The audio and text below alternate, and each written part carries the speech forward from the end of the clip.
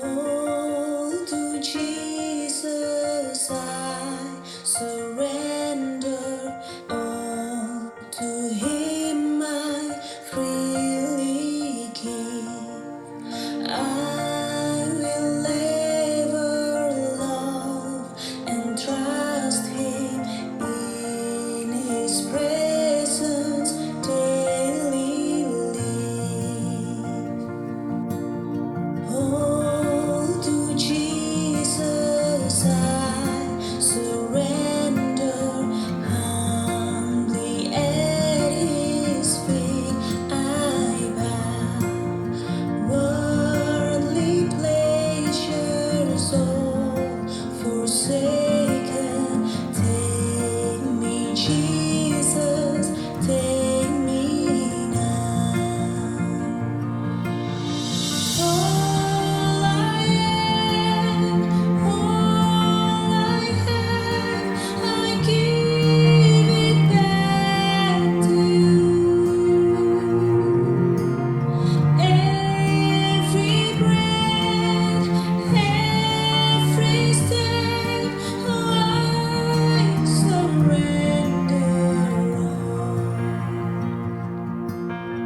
all to Jesus I surrender. Make me Savior, wholly thine. Let me feel the Holy Spirit. Truly know that Thou art mine.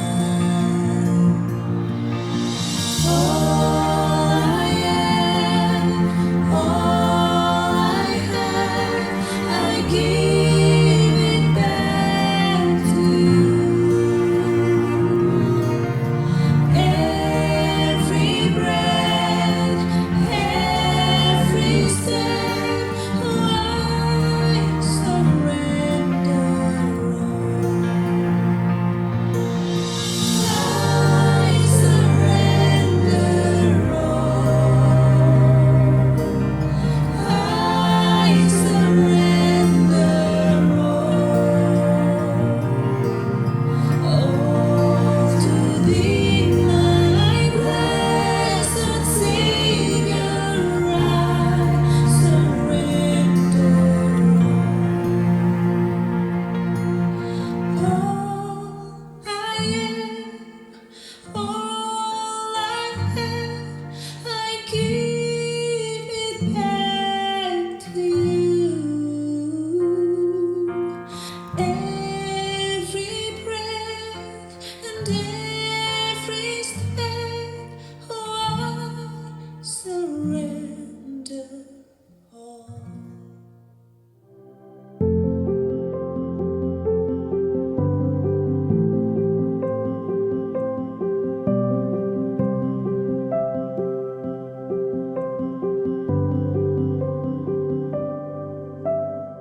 Selamat hari Minggu, Bapak Ibu. Selamat kita ketemu lagi dalam ibadah online dari NLCC Indonesia. Hari ini tanggal 26 Januari 2025. Hari ini kita sampai kepada topik yang terakhir dari seri khotbah tentang kelahiran kembali. Dan hari ini saya secara khusus mau membahas tentang dosa keturunan atau dosa kutub. Bagaimana agar kita bisa dilepaskan dari dosa keturunan atau dosa kutub. Ada beberapa bagian firman Tuhan sebagai landasan dari khotbah saya pagi hari ini yang ingin saya baca buat kita semua. Bapak Ibu bisa lihat di Alkitab Bapak Ibu. Saya juga bisa baca, Bapak Ibu juga bisa lihat di screen. Yang pertama, Keluaran pasal 20 ayat 5. Jangan sujud menyembah kepadanya atau beribadah kepadanya, sebab aku Tuhan Allahmu adalah Allah yang cemburu, yang membalaskan kesalahan bapa kepada anak-anaknya, kepada keturunan yang ketiga dan keempat dari orang-orang yang membenci aku. Ulangan pasal 5 ayat 9, sama firman Tuhan, jangan sujud menyembah kepadanya atau beribadah kepadanya, sebab aku Tuhan Allahmu adalah Allah yang cemburu, yang membalaskan kesalahan bapa kepada anak-anaknya dan kepada keturunan yang ketiga dan keempat dari orang-orang yang membenci aku. Ulangan pasal 23 ayat 5, demikian firman Tuhan, tetapi Tuhan Allahmu tidak mau mendengarkan Bileam, dan Tuhan Allahmu telah mengubah kutuk itu menjadi berkat bagimu, karena Tuhan Allahmu mengasihi engkau. Perjanjian Baru. Kolose pasal 1 ayat 13-14. Demikian firman Tuhan. Ia telah melepaskan kita dari kuasa kegelapan dan memindahkan kita ke dalam kerajaan anaknya yang kekasih. Di dalam Dia kita memiliki penebusan kita, yaitu pengampunan dosa. Dan yang terakhir Markus 16 ayat 16-18. Siapa yang percaya dan dibaptis akan diselamatkan, tetapi siapa yang tidak percaya akan dihukum. Tanda-tanda ini akan menyertai orang-orang yang percaya. Mereka akan mengusir setan demi namaku. Mereka akan berbicara dalam bahasa-bahasa yang baru bagi mereka. Mereka akan memegang ular dan sekalipun mereka minum racun maut, mereka tidak akan mendapat celaka. Mereka akan meletakkan tangannya atas orang sakit dan orang itu akan sembuh. Bapak Ibu, sekali lagi topik terakhir dari seri khotbah kelahiran kembali hari ini, bagaimana dilepaskan dari dosa keturunan dan atau dosa kutuk. Mari kita tundukkan kepala kita berdoa sebelum kita lihat lebih jauh bagian firman Tuhan ini.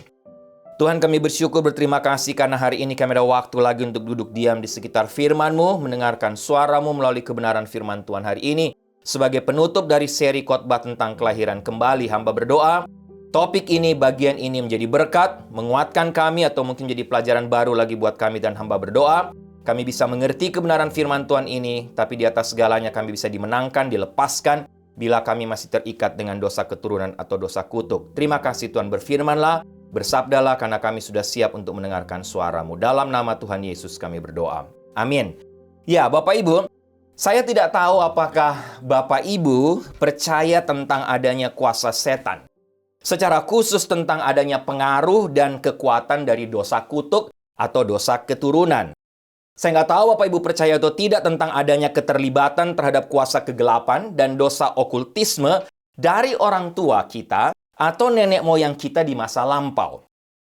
Tapi saya mau share pengalaman saya Bapak Ibu. Ini pengalaman saya pribadi. Saya punya pengalaman dalam keluarga saya sendiri. Opa saya pernah cerita kalau tidak salah untuk jemaat NLCC. Opa saya itu atau papa dari papa saya dulu tinggal atau bekerja di Kota Malang di Jawa Timur. Dan seluruh Kota Malang kenal opa saya atau menyebut dia dengan nama The Healer atau si penyembuh. Seluruh Kota Malang tahu kalau mau sembuh, datang saja ke The Healer atau datang ke rumah opa saya supaya bisa mendapatkan kesembuhan.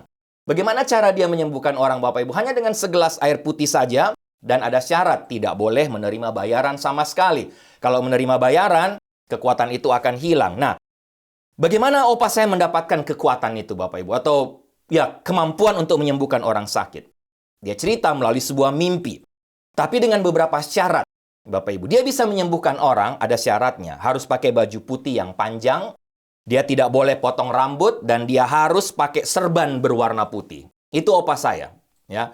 Serban putih selalu, rambut tidak boleh potong panjang, kemudian pakai baju panjang warna putih.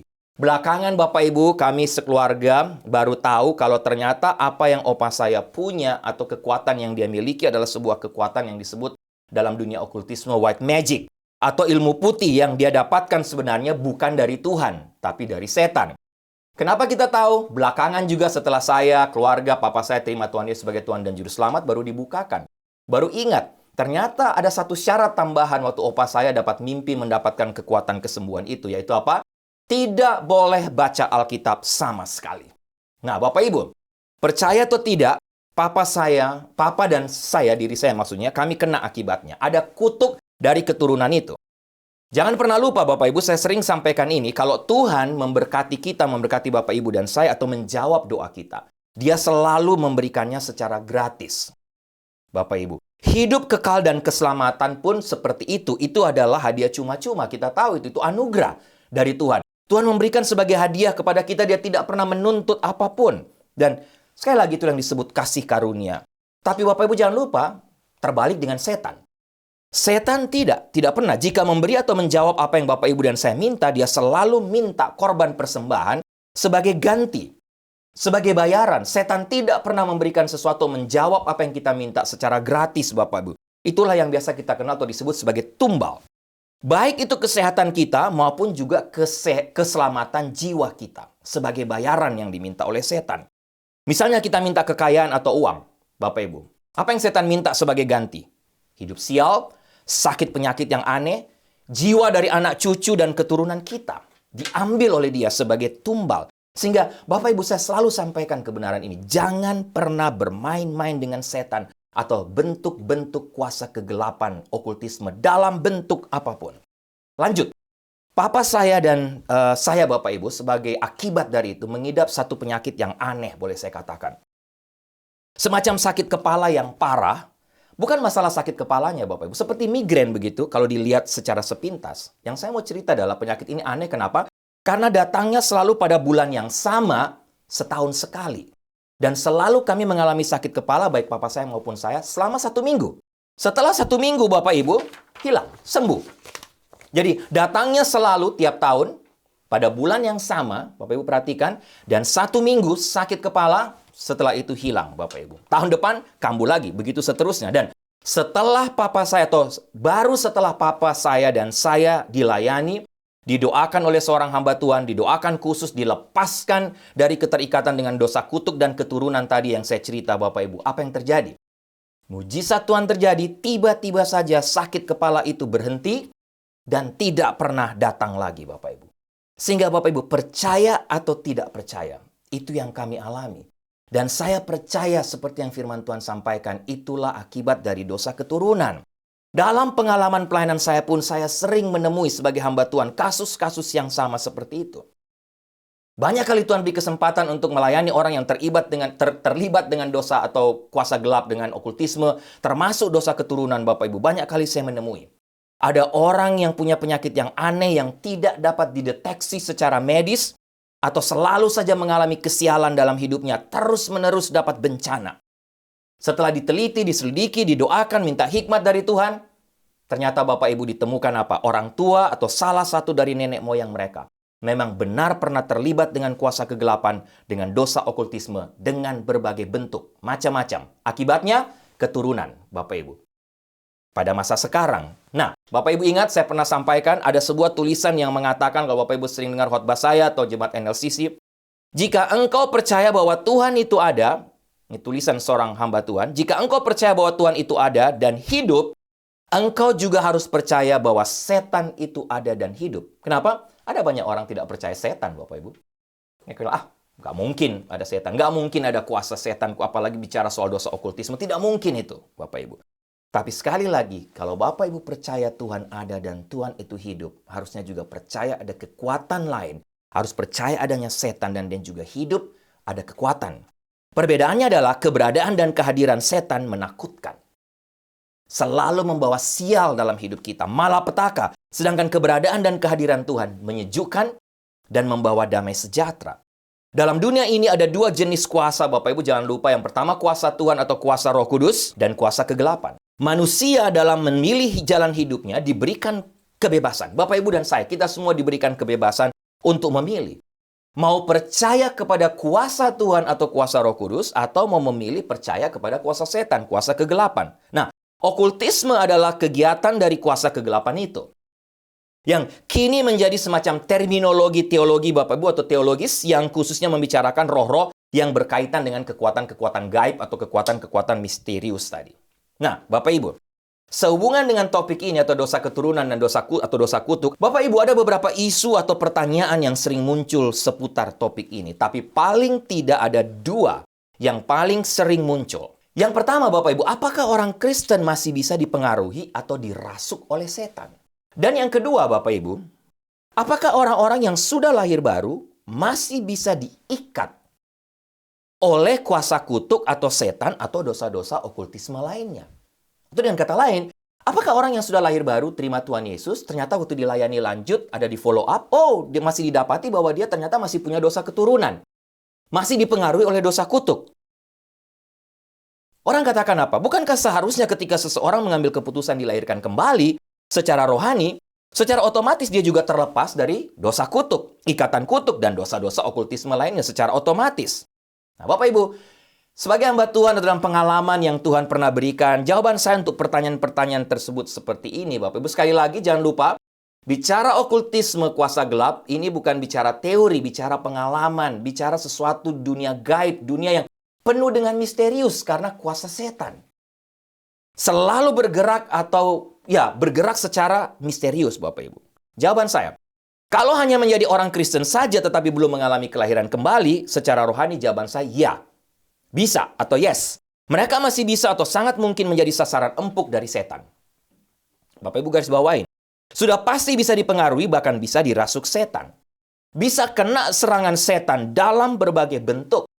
Gampang sekali jatuh dalam dosa-dosa atau terlibat dengan kuasa gelap, dengan dosa okultisme. Dan faktanya Bapak Ibu, memang dalam pengalaman pelayanan, orang-orang yang hanya nama Kristen saja, Kristen keturunan Bapak Ibu, belum mengalami kelahiran kembali, yang paling banyak masih bergaul dan bermain-main dengan kuasa setan, dosa okultisme dalam berbagai bentuknya. Jawaban saya untuk pertanyaan kedua, isu yang kedua, oke, jika sudah lahir baru, jawaban saya tergantung. Apa maksud saya tergantung? Apakah dosa tersebut sudah diakui? Waktu Bapak Ibu dilayani menerima Tuhan Yesus sebagai Tuhan dan Juru Selamat. Sekali lagi, 1 Yohanes 1 ayat 9. Dosa atau Tuhan akan mengampuni dosa Bapak Ibu dan saya ketika kita mengakuinya. Jika engkau mengaku dosamu, maka Allah itu setia dan adil. Bapak Ibu ingat juga kisah Ananias dan Safira dalam Kisah Rasul pasal 5. Siapa Ananias dan Safira? Ananias dan Safira adalah bagian dari movement kegerakan rohani yang terjadi pada waktu itu. Sehingga banyak orang sudah pastikan bahwa Ananias dan Safira adalah bagian dari jemaat mula-mula yang menerima kuasa Roh Kudus sehingga mereka membuka hati untuk menerima Tuhan Yesus sebagai Tuhan dan Juru Selamat. Tapi apa yang terjadi dengan mereka? Bapak Ibu tahu ceritanya, akhirnya mereka masih harus dihukum. Bapak Ibu bahkan dihukum, harus mati. Karena apa? Karena masih ada dosa yang mereka lakukan. Ingat Yudas Iskariot. Bagian dari murid Tuhan Yesus. Tapi masih ada dosa yang dilakukan sehingga harus mendapatkan hukuman. Sehingga Bapak Ibu, sekali lagi jangan pernah bermain-main dengan dosa, apalagi dengan kuasa setan. Jangan pernah memberikan lubang atau celah sedikit pun, khususnya dosa-dosa atau tabiat-tabiat lama yang masih sering kita pertahankan atau masih dituankan, saya sebut ini, dalam hidup kita. Oleh sebab itu, ketika kita menerima Tuhan Yesus sebagai Tuhan dan Juru Selamat, Bapak Ibu saudara dan Ibu saudara, sampaikan, akui semua dosa. Bereskan semua dosa, termasuk dosa-dosa okultisme. Termasuk kalau Bapak Ibu diingatkan ada dosa keturunan, dosa kutuk, karena orang tua, nenek moyang Bapak Ibu bergaul dengan kuasa kegelapan. Nah, dalam kategori ini biasanya akan lebih cepat terbuka dalam proses pertumbuhan dan pengudusan sanctification yang sudah dijelaskan minggu lalu setelah dia dilahirkan kembali. Tuhan bukakan dalam proses sanctification, dalam proses pengudusan. Oke, Bapak Ibu, masalah-masalah atau dosa okultisme sangat besar cakupannya. Tentunya tidak ada waktu untuk membahas secara detail hari ini karena ini bukan seminar tentang okultisme. Untuk mengerti dunia okultisme, khususnya tentang dosa keturunan atau dosa kutuk, kita harus mengerti beberapa hal. Saya akan jelaskan Bapak Ibu secara ringkas saja. Hari ini kita akan hanya fokus kepada dosa keturunan, dosa kutuk. Tentang dunia, yang pertama tentang dunia dan dosa okultisme itu sendiri. Sekali lagi, berbicara okultisme, kita sedang bicara soal kepercayaan kepada kekuatan gaib dan sesuatu yang tidak bisa terdeteksi atau tersembunyi dari pandangan dan kemampuan manusia.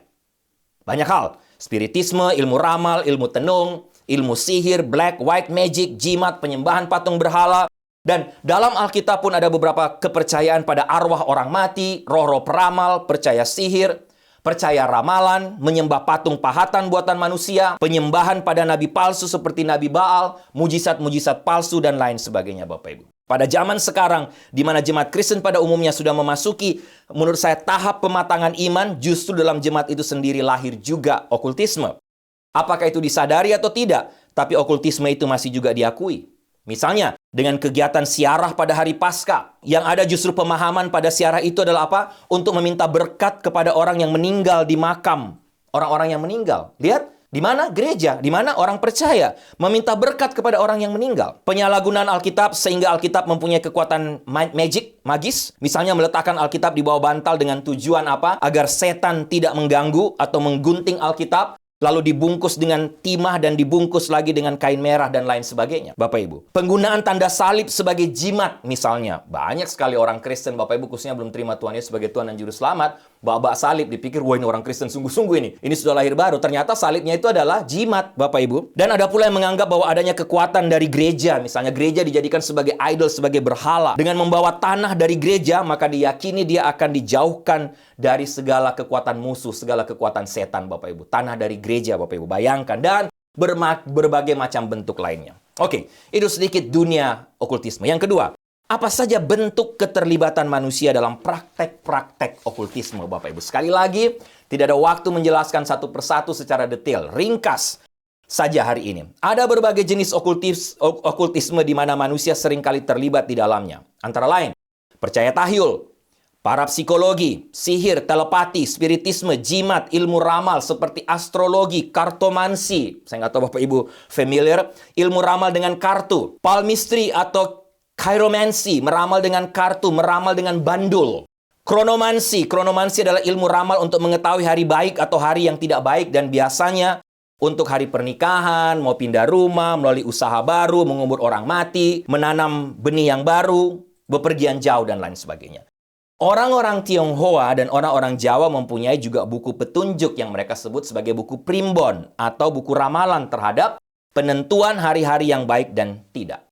Bapak Ibu, tapi ingat, firman Tuhan mengatakan bahwa semua hari adalah ciptaan Tuhan. Iblis tidak pernah menciptakan hari. Tuhan yang menciptakan. Dalam penciptaan ini, Tuhan tidak pernah membedakan mana hari yang baik atau hari yang tidak baik. Semua hari baik kalau dipakai untuk kemuliaan Tuhan. Macam-macam lagi Bapak Ibu, ada istilah geomansi, ilmu yang untuk mengetahui tempat yang baik, tempat yang tidak baik. Dan ilmu ini adalah dalam kehidupan suku-suku di Indonesia misalnya. Rumah di Jawa yang dekat dengan pantai didirikan menghadap ke selatan sebagai penghormatan terhadap Nyi Roro Kidul. Bapak Ibu tahu itu. Rumah orang Toraja harus didirikan dari utara ke selatan sebab dewa-dewa yang akan melindungi berada di utara. Apalagi Bapak Ibu, geomansi, ilmu untuk mengetahui tempat baik atau tempat yang tidak baik. Yang paling familiar adalah Hong Shui, Bapak Ibu. Hong Shui, kalau mendirikan rumah harus diperhitungkan dengan sungguh-sungguh dengan memakai kompas yang namanya luopan. Menurut mereka, rumah yang pada posisi tusuk sate akan mengalami hidup yang tidak beruntung, akan sial. Menaruh percaya pada rumusan dari Hong Shui itu merupakan kesia-siaan Bapak Ibu dan melanggar firman Tuhan. Kalau saya mau bicara to the point kepada kita semua. Kenapa? Sebab bumi dan segala isinya adalah milik Tuhan. Mazmur 24 ayat 1. Sehingga kita percaya di mana rumah itu dibangun tetap adalah milik Tuhan dan Tuhan akan menjaga dan memberkati. Bapak Ibu, ada beberapa kasus saya melayani orang yang dia lihat, Pak Riki, ini rumah saya tusuk sate, bagaimana? Apa yang terjadi? Kita doakan, kita memberkati rumah itu dalam nama Tuhan Yesus. Tidak sial, mereka diberkati. Ada beberapa teman yang mau buka usaha, buka toko, buka rumah makan. Dia minta datang pada saya, Pak Riki, tolong doakan tempat ini bagaimana menurut Pak Riki tusuk sate. Saya bilang, oke, doakan, Tuhan berkati. Kuasa Tuhan jauh lebih besar. Akhirnya bisnis dia, usaha dia, rumah makan dia diberkati oleh Tuhan, Bapak Ibu. Macam-macam Bapak Ibu, spiritisme dan lain sebagainya. Dan yang terakhir Bapak Ibu, salah satu bentuk keterlibatan dengan okultisme adalah yang kita bahas hari ini, dosa keturunan atau dosa kutuk. Ini juga salah satu bentuk keterlibatan dengan dosa okultisme. Mungkin Bapak Ibu bertanya, oh bagaimana bisa? Sekali lagi, tidak akan membahas seluruhnya, kita akan fokus kepada dosa kutuk ini. Sekarang kita akan lihat sama-sama lebih jauh tentang dosa keturunan dan dosa kutuk ini Bapak Ibu. Apa artinya keterlibatan atau terlibat dengan dosa kutuk?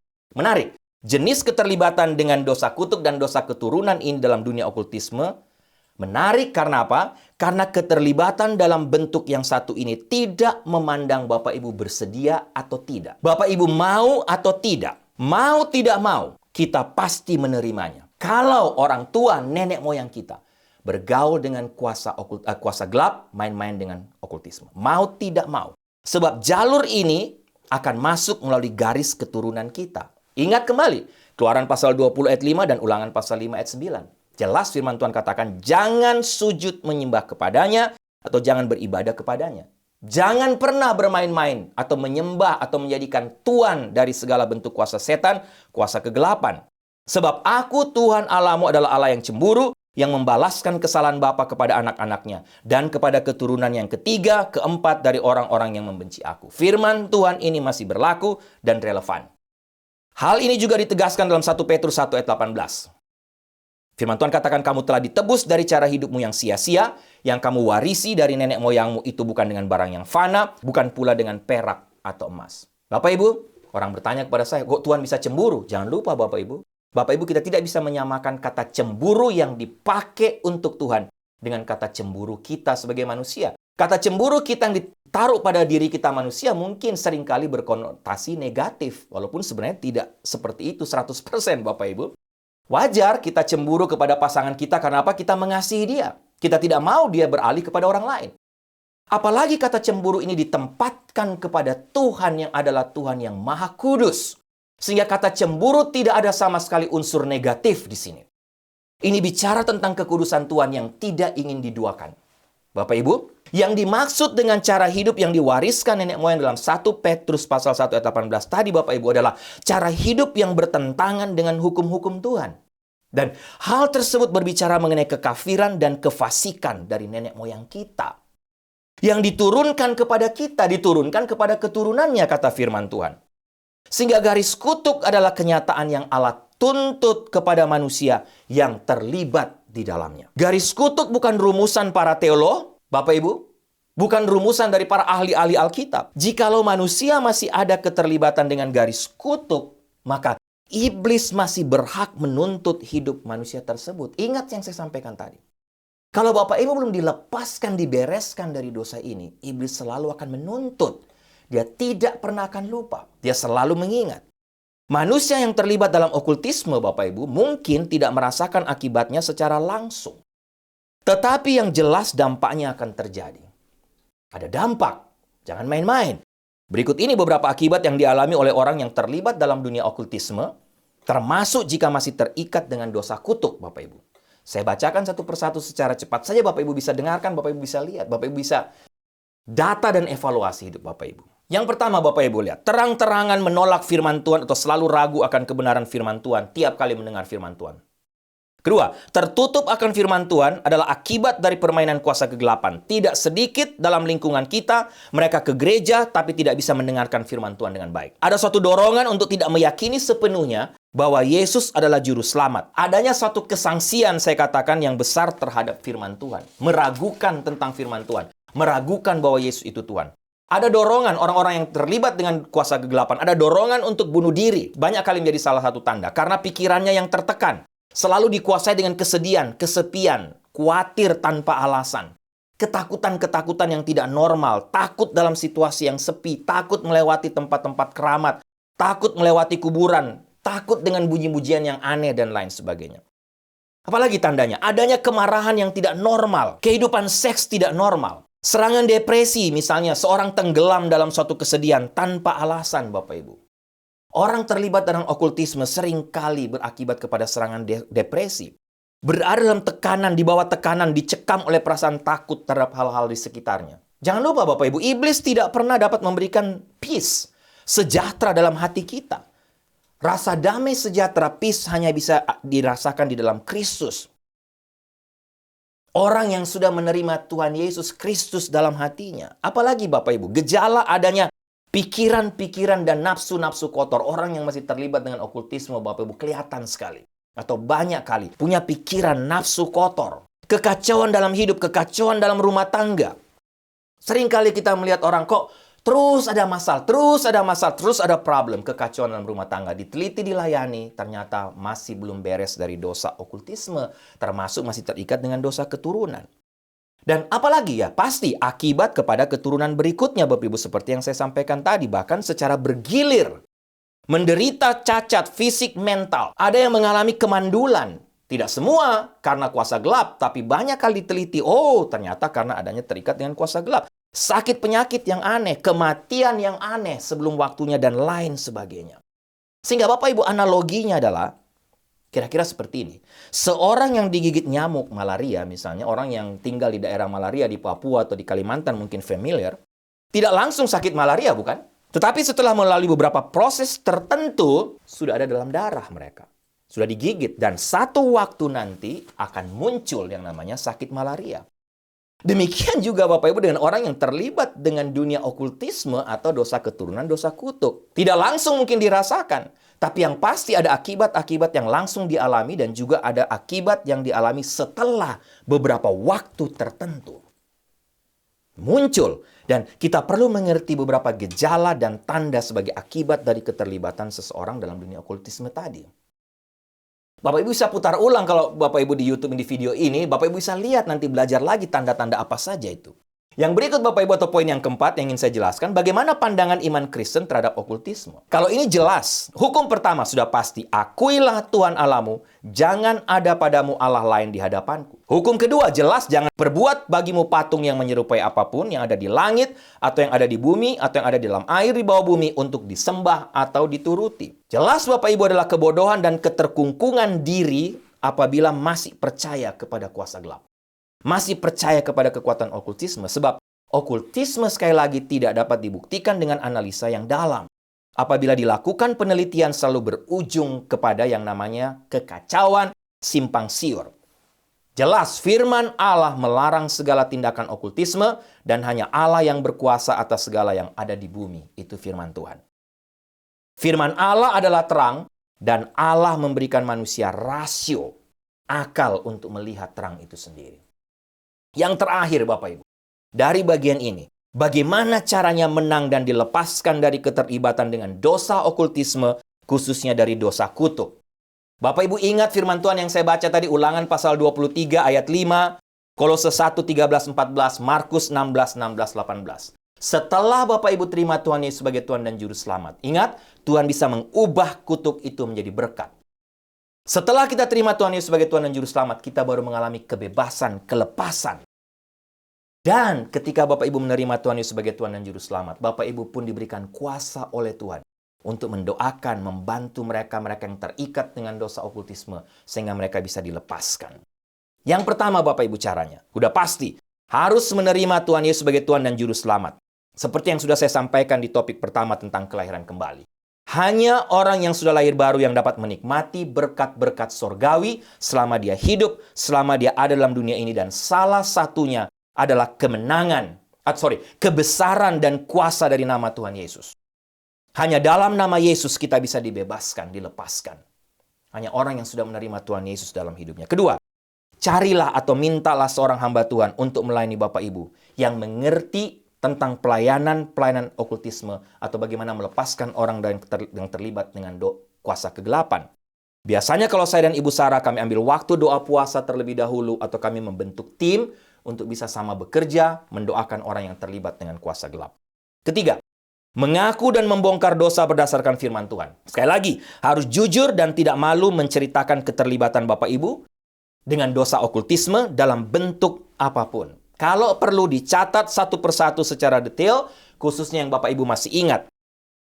Apa saja bentuk atau yang keterlibatan orang tua atau nenek moyang Bapak Ibu dengan dunia okultisme. Didoakan, diakui, diputuskan satu persatu. Dan yang terakhir Bapak Ibu, berdoa atau didoakan, mengusir, melepaskan, membebaskan Bapak Ibu dari keterikatan baik secara langsung maupun keturunan dari segala macam bentuk okultisme. Patahkan kuasa kutuk dalam nama Tuhan Yesus. Bapak Ibu, melihat satu atau dua gejala saja tidak cukup. Dalam pengalaman pelayanan, seorang yang terlibat dalam pelayanan ini haruslah penuh dengan Roh Kudus. Sehingga ia mempunyai karunia membedakan roh. Harus dibedakan gejala tubuh saja atau gejala rohani. Seorang dokter biasanya menyelesaikan persoalan jasmani, sedangkan seorang psikiater menyelesaikan masalah jiwa. Dan seorang hamba Tuhan menyelesaikan hal-hal rohani. Kerjasama di antara ketiga ini sangat-sangat diperlukan Bapak Ibu. Dalam dunia okultisme biasanya seorang dokter kesehatan atau dokter jiwa yang belum kenal Tuhan Yesus tidak dapat menolong orang yang terlibat dalam dosa ini. Tidak mengerti, tidak dibukakan, tidak paham. Kecuali seorang hamba Tuhan yang sekali lagi memang dipakai oleh Tuhan, diberikan kemampuan oleh Tuhan, diberikan kuasa oleh Tuhan. Seorang dokter atau seorang psikiater Kristen yang penuh Roh Kudus sudah pasti dapat menolong, membantu orang, melepaskan orang yang terlibat dalam okultisme. Bapak Ibu, jika kita dalam terang Tuhan, mengerti gejala-gejala ini, baru kita dapat masuk dalam pelayanan, melepaskan orang yang terlibat dalam dosa okultisme. Ya, Bapak Ibu, maaf kalau saya sampaikannya begitu juga cepat, karena begitu banyak topik hubungan dosa okultisme. Tapi sekali lagi, kalau kecepatan Bapak Ibu bisa melihat lagi memutar ulang dari YouTube ini atau video khotbah ini. Ya, sebagai penutup Bapak Ibu dan sekaligus tantangan mengakhiri khotbah ini Bapak Ibu, ada beberapa pengalaman dalam pelayanan. Pertama, ketika melayani seorang anak laki-laki di Makassar, Bapak Ibu, yang waktu itu ketika didoakan dan ditengking dalam nama Tuhan Yesus, kita pikir waktu itu dengan semua tim dia terlibat dengan kuasa gelap, harus didoakan dilepaskan. Waktu didoakan ditengking, ditanya, siapa nama kamu? Dia bilang, nama saya Lucifer.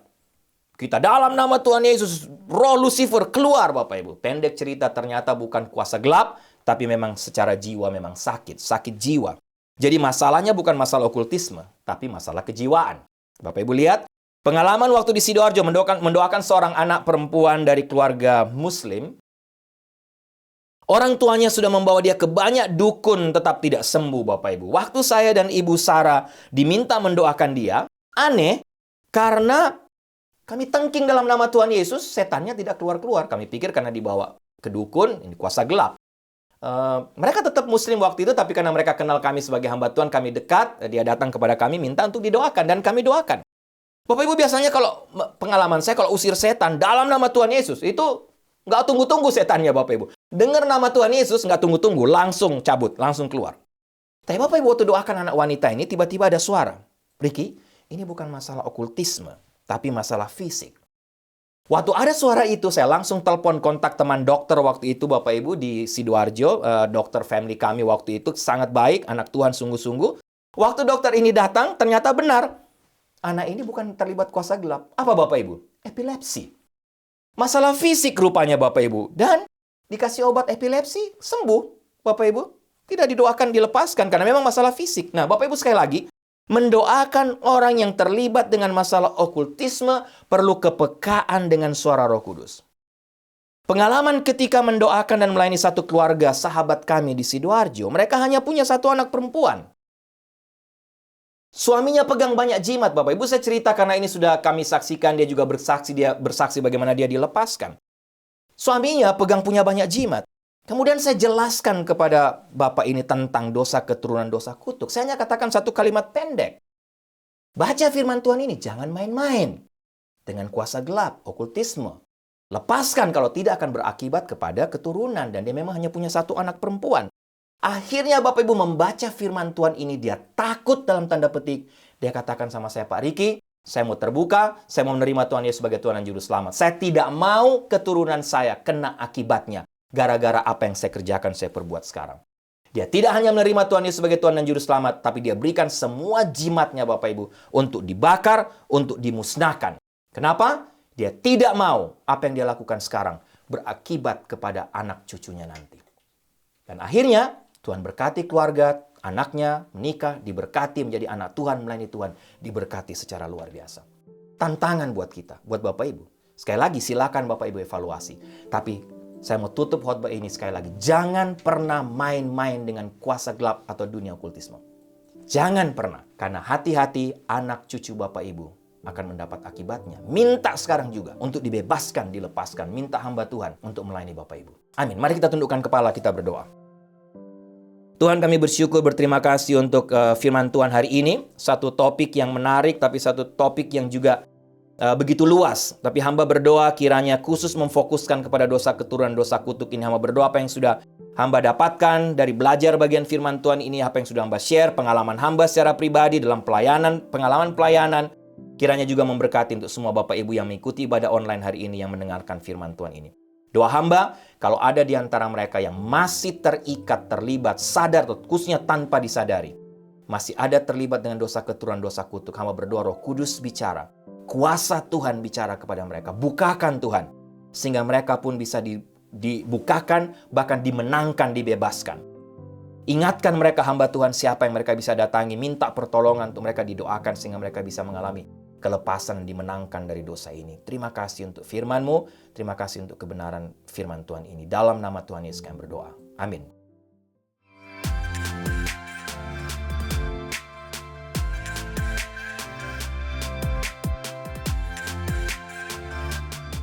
Ya Bapak Ibu, doa saya kita diberkati lagi oleh kebenaran firman Tuhan ini. Kalau ada di antara Bapak Ibu yang ini merupakan satu pelajaran baru buat Bapak Ibu, kiranya bisa menjadi berkat, menguatkan Bapak Ibu juga. Atau kalau ada di antara Bapak Ibu yang juga mungkin mau tahu lebih jauh, Bapak Ibu bisa kontak saya atau Ibu Sarah, atau Bapak Ibu bisa kontak dengan hamba Tuhan Bapak Ibu, hamba Tuhan yang Bapak Ibu kenal di daerah Bapak Ibu, di tempat Bapak Ibu, untuk mendapatkan penjelasan lebih lanjut, bahkan untuk mendapatkan pelayanan lebih lanjut. Jemaat yang kekasih, tundukkan kepalamu, arahkan hatimu kepada Tuhan, dan terimalah berkat Tuhan. Anugerah keselamatan dari Tuhan Yesus Kristus, kasih sayang yang tidak berkesudahan dari Allah Bapa, serta penyertaan dari Roh-Nya yang kudus, kiranya menyertai engkau sekalian mulai hari ini, sampai Maranatha Tuhan Yesus datang kembali. Haleluya, amin.